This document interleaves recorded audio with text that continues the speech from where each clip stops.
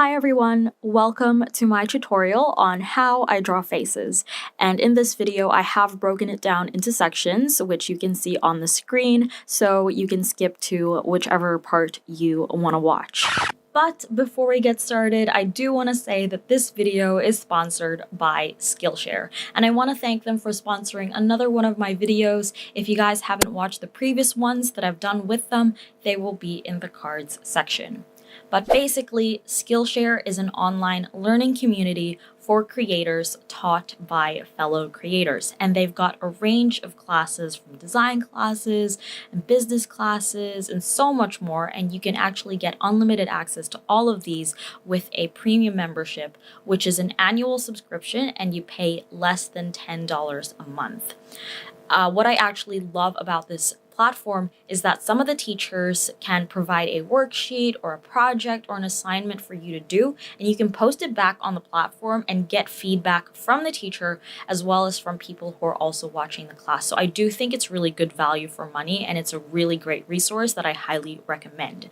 And because this is sponsored by Skillshare, you guys can actually sign up using the link in the description box to get your 2-month free trial of their premium membership. I will also list down in the description box some Skillshare classes that I found helpful that you can hopefully watch along with my very own tutorial, because I do recommend learning from as many resources as possible, and Skillshare is definitely one of them. And once again, they are all in the description box, so please check them out. Now, moving on to the tutorial. Let's start with drawing the head. And I like to use two main shapes, the first one being the circle. And the size of the circle that we're going to draw pretty much defines the size of the head. So the smaller the circle, the smaller the head. And the bigger the circle, the bigger the head. And the next shape is the inverted triangle. And the height of this triangle actually defines the shape of the jaw that we want to draw. So for example, for a pointy jaw, we'll have to draw a tall triangle. However, a square jaw is a short triangle. And the next thing I like to take note of is the distance between the circle and the inverted triangle, because changing this distance can help us create a range of face shapes, such as an oval face shape, a square face shape, and a triangle face shape. And there are actually 3 main combinations that I like to use, which you can see on the screen, but for the demonstration I will be using the first combination and the most common one. Now that we have the basic head shape, let's add in the guidelines for the facial proportions, which is the ratio that I like to use. So let's start by dividing the head into 2 vertical sections and 6 horizontal sections, so that we end up with a total of 7 horizontal lines. And I've named each line as line 1, 2, 3, and so on, so that it's easier to explain. But basically, line 1 is for the top of the head. Line 2 is for the hairline. Line 3 is for the eyebrows. Line 4, which is the halfway point of the head, is for the eyes. Line 5 is for the nose. Line 6 is for the mouth. And lastly, line 7 is for the chin. Now that we have the guidelines, we can start adding in the facial features, starting with the eyes.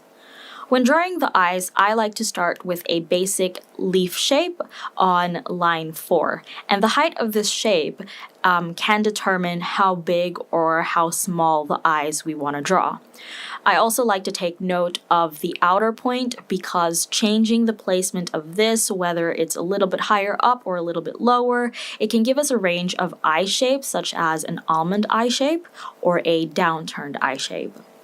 And the next shape that we draw is the circle in the middle, which is the iris. And of course, when you move this to the left or to the right, it indicates the direction of the person's gaze. And then we also have an arch above the eye to indicate the eyelid or the crease of the eye. Now, the distance of this to the eye gives us a range of eye shapes once again. So for example, a monolid or deep set eyes. And also changing the angle of this can give us either upturned eyes or downturned eyes. And the last thing I like to take note of is the distance of the left eye to the right eye. Normally, this distance is another eye. However, you can draw the eyes closer together for close-set eyes or further apart for wide-set eyes. When drawing the eyebrows, I always draw it below line 3, and I start with a simple arch. Then I make one side thicker than the other. That's basically it. However, changing the height of this arch can either give us a nicely arched brow or a straight brow.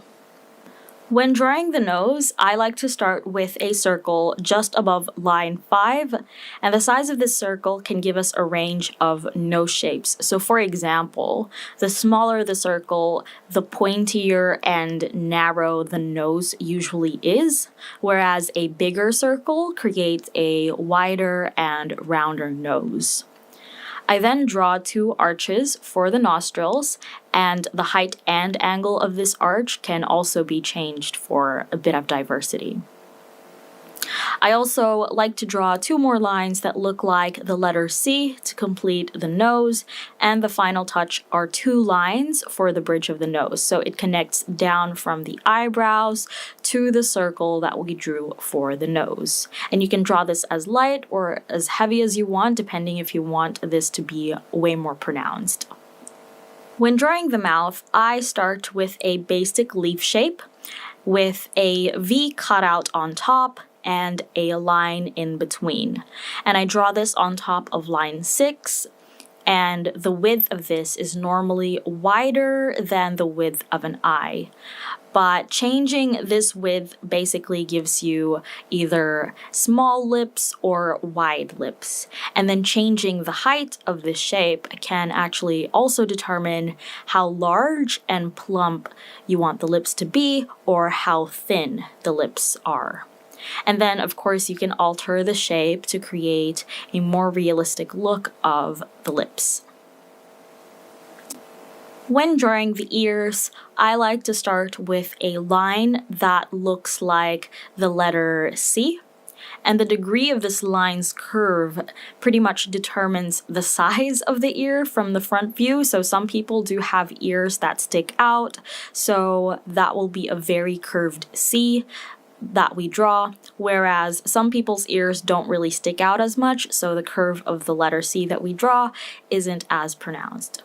I also draw like this random looking line for a very simplified look of the ear. When it comes to drawing the hairline, I have 4 options that I use to create the different face shapes. So for example, we have an arch, which can create an oval face shape. This is very common. We have a pointed arch, which can create a diamond face shape. A straight line can create a square face shape, and lastly, a letter M can create a heart face shape. However, sometimes this won't even come in handy since hairlines are normally hidden due to different hairstyles, for example, when you draw someone with bangs. The last thing I like to add to my portraits are circles or ovals, and I actually use the circle that we initially drew for the head as a guide when placing the ovals for the cheeks. I do like to add these, but for you, it's optional. However, if you've been following my style and my art, you would know that I like to add these for my portraits. I also like to draw an oval on the forehead just between the eyebrows, as this will help me when I color the face in later. And then lastly, I like to add a circle on the chin just underneath the mouth, as this one helps me shape the jaw.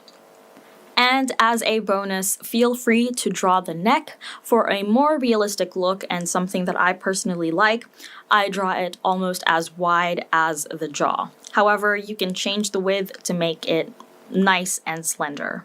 And once you've added in all of the facial features and the hair as well, which will hopefully be in another video, you finally have drawn a face. So when it comes to drawing faces and pretty much anything, I highly recommend using references, because reference images are very helpful when you're just starting out to draw.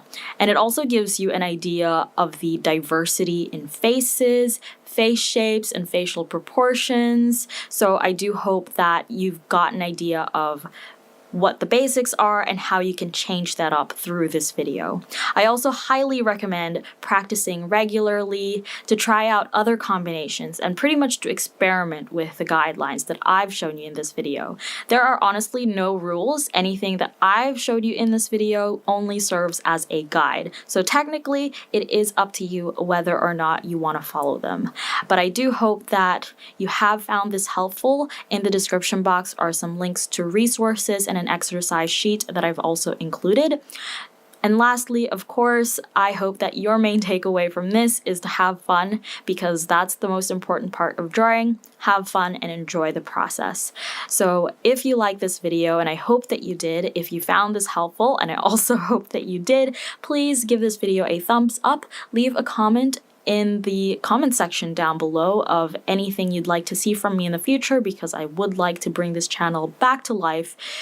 Subscribe if you haven't already for more content from me. Feel free to share this video as well. And thank you so much for watching, and I will see you in my next one.